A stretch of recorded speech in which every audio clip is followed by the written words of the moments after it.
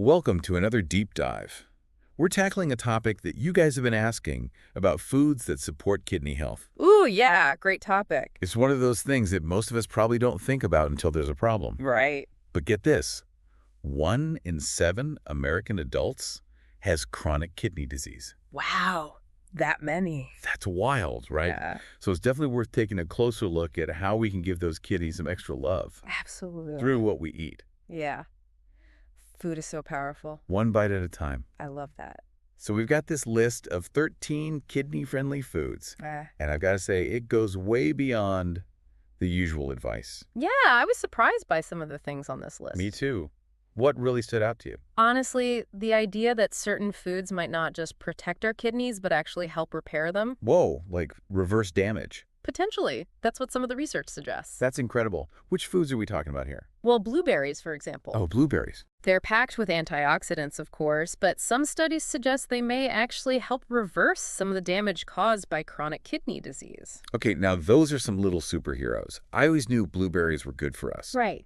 But that's next level stuff. It is. What about some of those other like powerhouse foods that we always hear about? Like what about fatty fish? Oh, yeah, fatty fish like salmon and tuna and trout, they're fantastic for kidney health. Oh yeah, we know they're good sources of protein. But what makes them so good for our kidneys? It's those omega-3 fatty acids. They can help lower blood pressure and triglycerides, which are those fats in the blood that can be tough on the kidneys. So it's not just about the protein. It's the omega-3s doing some serious work for those kidneys. Exactly. Now, I know we've got listeners out there who might be dealing with chronic kidney disease already. Right. Is there anything they should keep in mind about fish? Yeah, that's a great point. If you have CKD, it's really important to pay attention to the phosphorus and potassium levels in different types of fish.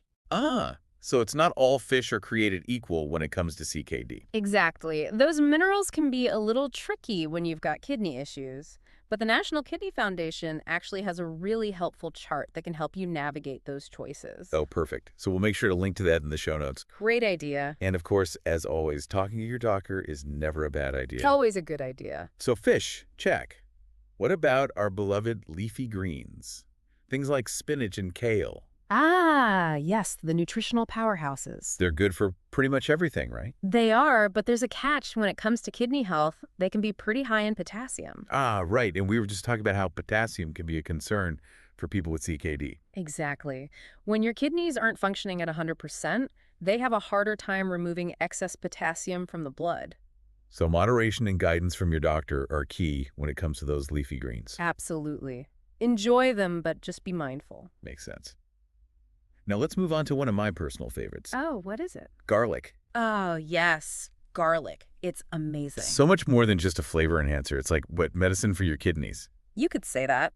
Garlic contains this compound called allicin. Okay, Allison, I'm taking notes. And get this, studies have shown that allicin can be just as effective as some prescription medications in protecting kidney health, especially for those with CKD. Whoa, really? It's amazing how powerful food can be. That's incredible. And I'm assuming that means we shouldn't just be relying on garlic supplements. Right. You need to consume actual garlic to get those benefits. But chop it, mince it, roast it. Exactly. Make it a regular part of your meals. Okay, so we've covered the powerhouses, blueberries, fatty fish, garlic. Now, things are about to get really interesting because we're going beyond those obvious choices. We've got cranberries on this list, which, most people associate with UTIs. Yeah, good for the bladder. But there's a deeper connection to kidney health too, right? There is. It all comes down to the fact that UTIs, if they're not treated, can actually travel up to the kidneys and make existing problems worse. Ah, I see. So cranberries can help prevent those UTIs in the first place. Plus, they've got all sorts of other benefits for heart health, digestion, reducing inflammation. So cranberries are doing a lot more than just being a tasty Thanksgiving side dish. They are little multitaskers. I love that. Now, what about cabbage? It doesn't exactly scream superfood, but it's on the list for a reason. Cabbage is often overlooked, but it's a fantastic choice for kidney health because it's naturally low in potassium and sodium. Ah, so it ticks those boxes for sure. It does, and it's incredibly versatile. You can use it in salads, slaws, wraps, so many different ways. Yeah, it's easy to sneak into dishes. Exactly. I like that. Now, bell peppers are another one that might surprise people. Yeah, they're so vibrant. They're brightly colored, they're crunchy, they add flavor, but how do they support kidney health. Bell peppers are another winner when it comes to low potassium. Plus, they're loaded with important nutrients, vitamins B6, B9, C, and K, along with fiber and antioxidants. Okay, so another multitasker. They are, and they're delicious whether you're snacking on them raw, roasting them, adding them to stir fries. Yeah, so many options. Okay, and we can't forget about the Mediterranean staple, olive oil. Ah, yes, olive oil, the liquid gold. Got a reputation for being good for us, and there's a good reason for that, right? Definitely. Olive oil is packed with healthy fats and antioxidants, and those benefits extend to our kidneys as well. There is a fascinating study from Harvard that linked olive oil consumption with lower cholesterol, reduced risk of heart disease, even dementia, and some cancers. Wow. Okay, so it's good for our hearts, our brains, and our kidneys. It seems so. It's a triple threat. It is. And remember, the key is to use it to replace less healthy fats and also to reduce your salt intake. Okay, so swap out those unhealthy fats for olive oil. Got it. Now let's talk flavor, because healthy eating shouldn't be bland, right? Absolutely not. And what better way to add flavor than with garlic and onions? They're a dynamic duo in the kitchen. Both garlic and onions are anti-inflammatory powerhouses, and they've even been linked to fighting cancer. I knew about garlic and cancer, but onions too. Onions, in particular, contain an antioxidant called quercetin. Quercetin, okay. And some studies suggest that quercetin might have additional cancer-fighting benefits. That's incredible. So garlic and onions, they're not just about adding flavor, they're helping us stay healthy too. Exactly. I love that. And they also let you avoid using too much salt, which is another important consideration for people with kidney issues, right? Absolutely. Salt can be a big problem for the kidneys. So using flavorful ingredients like garlic and onions is a great way to keep those sodium levels in check. Okay, so we've got garlic and onions, and then there's another surprising flavorful option on this list, apples. Apples, yes. We all know they're good for us, but what makes them good for our kidneys? Well, apples are full of antioxidants, but they also contain that quercetin we were just talking about, as well as fiber. Right, fiber is good for, like, everything. It is, and it's especially important for keeping our blood sugar and cholesterol levels in check. And when those things are in balance, it indirectly benefits our kidney health. Exactly. It's all connected. So it's not just about the kidneys themselves. It's about supporting our overall health so that everything functions optimally, including our kidneys. You've got it. Okay, so we've covered quite a few foods that are generally good for everyone, but there are a couple on this list that require a little more consideration if you have CKD. Right. Cauliflower, for example. Yeah, cauliflower. It's a wonderful source of vitamins, fiber, and compounds that actually help neutralize toxins. They love cauliflower. But didn't we say that it contains some potassium and phosphorus? You've got a great memory. That's right. So does that mean people with CKD should avoid it altogether? Not necessarily. It just means moderation is key. Ah, okay. So talk to your doctor about how much cauliflower is right for you. Exactly. And then there's another important consideration for people with CKD, especially in the later stages or if they're on dialysis. Yes. And that's protein intake, right? Right. Protein needs can change quite a bit when you're dealing with more advanced kidney issues. So is there a go-to protein source for those situations? Well, egg whites are a fantastic option. They're a really great source of protein without a lot of the other stuff that can be problematic for people with CKD. So egg whites to the rescue. Exactly. They're a really valuable protein source in those situations. Wow, this is so interesting. I'm really starting to see how much our food choices can impact our kidney health. And you know what? We've covered a lot of ground here, but we haven't even gotten to everything on the list. There's one more hidden gem we have to talk about. Oh, I know what you're going to say. Arugula. Arugula. It's one of my favorites. It often gets overlooked, but it packs a nutritional punch, doesn't it? It does. It's full of magnesium, iron, calcium, vitamins A, B9, C, and K. You name it, arugula probably has it. It's like a multivitamin in a salad. Right. It is. And it's a good source of those glucosinolates we were talking about earlier. Yeah, the potential cancer fighters. So we're getting those in arugula too. We are. I love arugula and in salads, but what are some other ways to use it? Oh, so many ways. You can add it to pizza, put it in omelets, toss it with pasta. Yeah, get creative. Exactly. It's delicious and so good for you. Okay, so we've covered a lot of specific foods, but I want to make sure we're giving our listeners some actionable takeaways. Right. Like, what are the key things they can remember and start incorporating into their diets today? I think the biggest takeaway is that taking care of your kidneys is about so much more than just avoiding certain foods. It's about embracing a variety of delicious, nutrient-rich foods that can support your overall health. It's about seeing food as information for our bodies. Yes. Food is information. It's fuel that can either help or hinder our kidneys. I love that. And it's about making informed choices. Absolutely. If you have any concerns about your kidney health or specific questions about what you should be eating, talk to your doctor or a registered dietitian. They can give you that personalized guidance. Exactly. Because what works for one person might not work for another. Right. Everyone is different. Now, we've talked a lot about what to eat, but are there any general, dietary principles or habits that people should be thinking about when it comes to kidney health? That is such a great question, and it leads us perfectly into our next discussion. Ooh, a cliffhanger. You'll have to stay tuned to find out more. All right, well, we'll be diving deeper into those dietary principles right after this. Welcome back. So we've been talking about all those yummy foods that can help our kidneys stay happy. But I'm curious about the bigger picture. Are there some general guidelines for eating that can support those kidneys? Oh, absolutely. It's not just about individual foods, it's about the whole approach to eating. And one of the most important things you can do is focus on whole, unprocessed foods. Okay, so we're talking about foods in their natural state, like fruits, veggies, whole grains, lean proteins, those healthy fats. You got it. It's about getting back to basics, minimizing those processed foods, the sugary drinks, and watching that salt intake because all that stuff can really put a strain on your kidneys. Right, because those things are often linked to inflammation. Right, exactly. And inflammation is not our kidney's friend. So less processed stuff, more of the good stuff. Yep, pretty much. It's easy to say, but sometimes hard to do. I know. Life gets busy, and those convenience foods are tempting. They are. But even small changes can make a big difference. Like, what if you challenge yourself to cook at home just a few times a week? Oh, I love that idea. It gives you so much more control over what goes into your food. And it can be really fun, actually. It is. Speaking of things we can control, we talked a little bit about hydration earlier. Right. How important is that for our kidneys? Oh, hydration is so crucial. Drinking plenty of water throughout the day helps your kidneys flush out those waste products and keeps everything running smoothly. It's like giving those kidneys a nice spa day. Exactly. Keeping those kidneys happy and hydrated. Okay, so we need to make sure we're drinking enough water. Yep. And what about cooking methods? Does it matter how we prepare our food when it comes to kidney health? It really can. Methods like steaming, baking, grilling, and sautéing are great choices. They help preserve nutrients, and we don't need to add as much fat or salt. I love all of those methods. Me too. And they can be so flavorful. Right, you just need a little olive oil and some fresh herbs and spices, and you're good to go. Exactly. Okay, now I want to circle back to something we touched on earlier.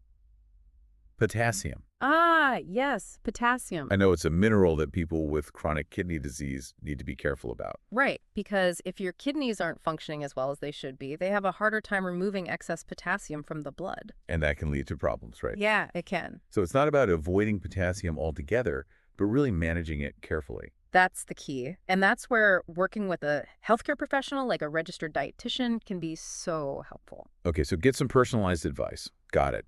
So what are some of those high potassium foods that people with CKD might want to limit? Well, some fruits are pretty high in potassium, like bananas, oranges, those dried fruits. Oh, right. Dried fruits can be sneaky. They are. And then certain veggies like potatoes, tomatoes, those winter squashes, those can be high too. Okay, so watch out for those. And we talked about leafy greens before, like spinach and kale. Yes, those too.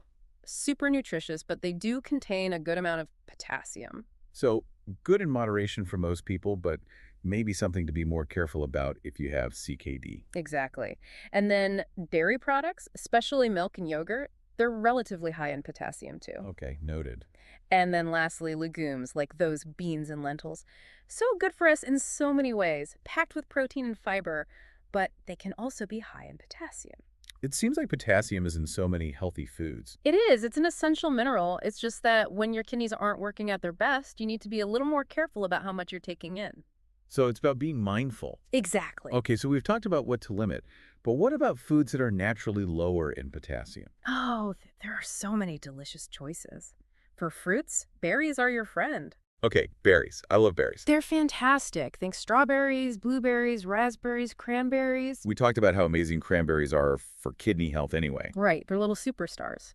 And when it comes to veggies, you've got options like cucumbers, celery, lettuce, those bell peppers. Oh, right. We talked about bell peppers earlier. They're great. And then for your protein, Lean meats like chicken and fish are generally lower in potassium. Just remember, as we mentioned before, fish can vary in potassium content. Right. So checking that National Kidney Foundation chart is a good idea. It is. Or talk to your doctor, of course. Always a good idea. What about grains? Refined grains like white rice, white bread, and pasta, they tend to be lower in potassium compared to whole grains. Okay, so maybe a mix of refined and whole grains is a good approach. That's a great way to think about it. And don't forget those healthy fats. Olive oil, avocado oil, nuts, and seeds are all excellent choices. They're good for so many things. They are. And including them in your diet can definitely support your kidney health. So we've covered potassium pretty thoroughly. Anything else we need to know about this whole mineral balancing act when it comes to our kidneys? There's one more mineral that's important to be aware of, especially if you have CKD, and that's phosphorus. Oh, right, phosphorus. What's the deal with phosphorus? So similar to potassium, when your kidneys aren't working properly, it's harder for them to remove excess phosphorus from the blood. So what kinds of foods should people be mindful of when it comes to phosphorus? Dairy products, red meat, those processed foods, and even colas, they're all known to be high in phosphorus. Wow, so many of the things we enjoy, it's really about being aware, isn't it? It is. Knowledge is power. I love that. And it just highlights how important it is to work with your healthcare team to get that personalized advice. Absolutely. They can help you navigate all of this. Because what works for one person might not work for another. Exactly. And, it's not about being perfect. Right. It's about making gradual changes, finding what works for you, and enjoying the journey. I love that. And it really emphasizes how connected everything is. Right. Our choices really do have a ripple effect. It's like a beautiful web of interconnectedness. Mm-hmm. And speaking of connections, we focused a lot on diet today, but there are other things we can do to support our kidneys and our overall health. That's right. We can't forget about lifestyle. Okay, so stay tuned because we're going to be diving into those lifestyle factors right after this. Welcome back to the show. It's been quite a deep dive so far, hasn't it? We've talked about specific foods that can help our kidneys. We've talked about overall dietary approaches. But it's not just about what we eat, right? Absolutely not. There's a whole other piece to this puzzle when it comes to kidney health, and that's lifestyle. Okay, so let's talk about lifestyle. What are some of those key factors that can impact our kidneys? Well, one of the biggest ones is managing blood pressure. High blood pressure can actually damage those tiny blood vessels in your kidneys. Oh, wow. I didn't realize it could directly impact the kidneys like that. It can, and it makes it a lot harder for them to do their job. So it's like putting extra stress on an already overworked system. Exactly. And that stress can lead to some pretty serious problems over time. So, okay, we need to keep that blood pressure in check. What are some of the best ways to do that? Well, exercise is huge. Yeah, we all know exercise is good for us. It is. Aim for at least 30 minutes of moderate intensity exercise most days of the week. Things like brisk walking, swimming, cycling, even dancing. Anything that gets your heart rate up. Okay, so get moving.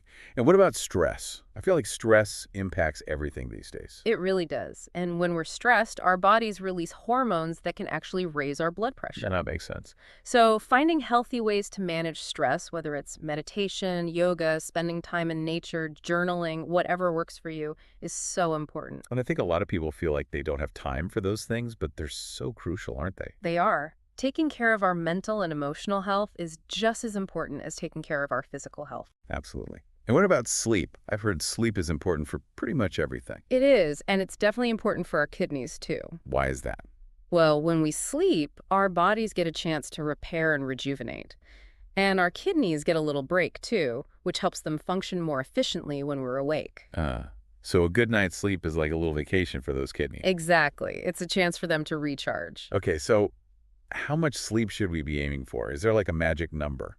Most adults need around 7 to 8 hours of good quality sleep per night. Okay, good quality sleep, that's key. It's not just about the hours. Right. It's about making sure you're actually getting restful, restorative sleep. So make sure your bedroom is cool, dark, and quiet, and establish a relaxing bedtime routine. Oh yeah, those routines are so important, especially in today's world where we're constantly stimulated. Okay, so we've got exercise, stress management, sleep. Anything else we should be thinking about when it comes to lifestyle and kidney health? Well, this one might seem obvious, but it's important to reiterate, don't smoke. Right, smoking is bad for pretty much every part of your body. It is, and that includes your kidneys. Smoking damages blood vessels everywhere, including in those kidneys. So just another reason to avoid it or quit if you're currently a smoker. Exactly. Yeah. And then one last thing to be mindful of is over-the-counter medications, especially pain Oh, relievers. yeah. Those can be sneaky. Taking high doses or using them for long periods of time can put a strain on your kidneys. So it's always a good idea to talk to your doctor before you start taking any medication regularly, even if it's over the counter. Absolutely. Your doctor can help you make sure you're not putting unnecessary stress on those kidneys. It's all about those healthy choices. It is. It's amazing how interconnected everything is, isn't it? It really is. Like our kidneys, they don't exist in isolation. They're part of this big, intricate system. Exactly. And how well they function depends on us taking care of ourselves, our whole selves. I couldn't have said it better myself. It's about that holistic approach to health. I love that. This has been such an eye-opening deep dive. We've gone from specific foods to dietary patterns to these crucial lifestyle factors. It's been a great journey. It has. Yeah. I feel like I've learned so much about how to support those amazing kidneys. Me too. And I hope our listeners feel the same way. I hope they feel empowered to make some positive changes, even small ones. Exactly. Every little step counts. And remember, knowledge is power. The more we know about our bodies, the better choices we can make. You're absolutely right. And if you're ever unsure about something, don't hesitate to reach out to your doctor or a registered dietitian. They can give you that personalized guidance that we've been talking about. They're great resources. Don't be afraid to ask for help. This has been such a fantastic deep dive. Thank you so much for sharing your expertise and passion with us today. It's been my pleasure. Thanks for having me. And to all our listeners out there, keep diving deep into the world of knowledge. Keep learning, keep exploring, and most importantly, take good care of yourselves. We'll see you next time.